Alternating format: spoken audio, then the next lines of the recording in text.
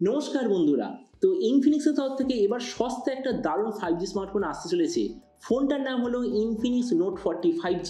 যেমন কয়েকদিন আগে লঞ্চ হয়েছিল ইনফিনিক্স নোট 40 প্রো 5G, তো এবার আসতে চলেছে ওটারই লাইটার এডিশন। আর এই ফোনটার মধ্যে কী কী স্পেসিফিকেশন হবে এটা সম্বন্ধে অনেক ইনফরমেশন আমার কাছে এসে গেছে। তো এই জন্য এই ভিডিওতে আমরা এই ইনফিনিক্স নোট 40 5G সম্বন্ধে A to Z সব কিছু ডিসকাস করবো। আর এটাও দেখবো যে দাম এটা আসতে চলেছে, তো সেই দাম এটাই সবচেয়ে ভালো ডিভাইস হবে কি হবে না, এই ভিডিওতে আমরা এটার সম্বন্ধে আলোচনা করব। তো চলুন শুরু করছি ভিডিওটা কোনো সময় নষ্ট না করে। আপনি যদি গ্যাজেটাল বাংলা চ্যানেলে প্রথমবার আসেন আর কোনো বাংলা টেক ভিডিও ডেইলি দেখতে চান, তাহলে গ্যাজেটাল বাংলা চ্যানেল সাবস্ক্রাইব অবশ্যই করে নেবেন। তো প্রথমত আলোচনা করবো এই স্মার্টফোনটার ডিজাইন সম্বন্ধে। তো যেমন দেখতে পাচ্ছেন এবার যে ইনফিনিক্স নোট 40 5G পেছন দিক থেকে দেখতে হবে এক্স্যাক্টলি এরকম, মানে যে নোট 40 প্রোটা যেমন লঞ্চ হয়েছিল প্রায় সেরকম ডিজাইন এতেও আপনি দেখতে পাবেন। এর থিকনেস হবে 7.8 মিলিমিটার আর ওয়েট 190 গ্রাম। আর এর পেছন দিকে যে মেটেরিয়ালটা মোস্ট প্রবাবলি প্লাস্টিক আর লেদারের মিক্সচার হবে। ডিসপ্লের দিক থেকে এতে আপনি পাবেন 6.78 inch full HD plus 120 hertz AMOLED display, তার সঙ্গে 240 হার্জের টাচ সামলিং রেট, 1300 নিটসের brightness, 20:9 aspect ratio, 93% screen to body ratio. আর ডিসপ্লে যে প্রোটেকশন সেটা হবে গরিলা গ্লাসের ডিসপ্লে প্রোটেকশন। তার মানে সোজা কথা বলতে গেলে যে প্রাইস পয়েন্টে আসতে চলেছে সেই হিসেবে যে ডিসপ্লেটা সত্যিই খুব ভালো। প্রসেসরের দিক থেকে এতে আপনি পাবেন ডায়মেনসিটি 7020 5G প্রসেসর। ক্যামেরার দিক থেকে আছে 100W 2 আর একটা AI সেন্সার রিয়ার সাইডে। ফ্রন্টে আপনি পাবেন 32 মেগাপিক্সেলের সেলফি। এই যে স্মার্টফোন আপনি টোটাল দুটো ভেরিয়েন্টে দেখতে পাবেন, একটা হলো 8/128GB, দ্বিতীয়টা 8/256GB। র্যামের কোয়ালিটিটা LPDDR4X, মেমোরিতে আছে UFS 2.2, তার সঙ্গে হাইব্রিড কার স্লটের অপশান।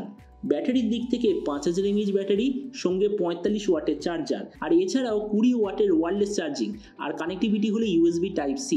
তো এবারই স্মার্টফোনের বাকি কিছু ফিচার বলতে গেলে এতে আপনি পাবেন Android 14 out of the box, 3.5mm jack, জেবিএলের তরফ থেকে ডুয়াল স্টেরিও স্পিকারের সঙ্গে আন্ডার ডিসপ্লে ফিঙ্গারপ্রিন্ট সেন্সার। আর এর ওএস আপডেট সাইকেলের দিক থেকে বলতে গেলে ইনফিনিক্সের রিসেন্ট ফোনের মতো এতেও আপনি পাবেন 2 বছরের মেজর ওএস আপডেট আর 3 বছরের সিকিউরিটি আপডেট। তো এবার সবের মধ্যে কিন্তু জানাবো এই যে স্মার্টফোনটা কবে লঞ্চ হবে, কি দামে লঞ্চ হবে। তো দেখুন বলেছে যে এই স্মার্টফোনটা প্রায় সবকটা সার্টিফিকেশন সাইটে এসে গেছে, তো এই জন্য আমার যতদূর মনে হচ্ছে সামনের মাসে এই স্মার্টফোনটা লঞ্চ হওয়ার সবচেয়ে বেশি চান্স।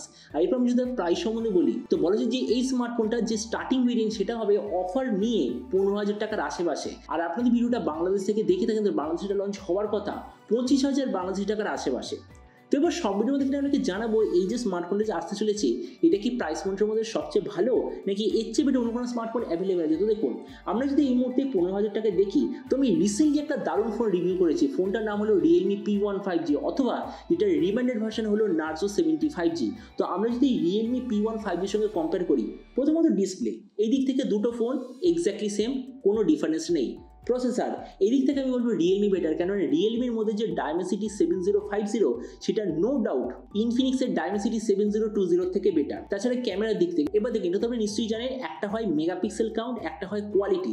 তো আমি বলবো রিয়েলমি P1 এর কোয়ালিটিটা বেশ ভালো, কিন্তু আমরা এখানে দেখবো একটু মেগাপিক্সেলের দিক থেকে, কেননা ইনফিনিক্সে আছে 108 মেগাপিক্সেলের রিয়ার, 32 মেগাপিক্সেলের সেলফি, সেখানে রিয়েলমিতে আছে 16 মেগাপিক্সেলের সেলফি আর 50 মেগাপিক্সেলের রিয়ার ক্যামেরা। তো মানে ওই দিক থেকে আমি বলবো অন পেপার অ্যাটলিস্ট ইনফিনিক্সের ক্যামেরা সেটআপটা বেটার।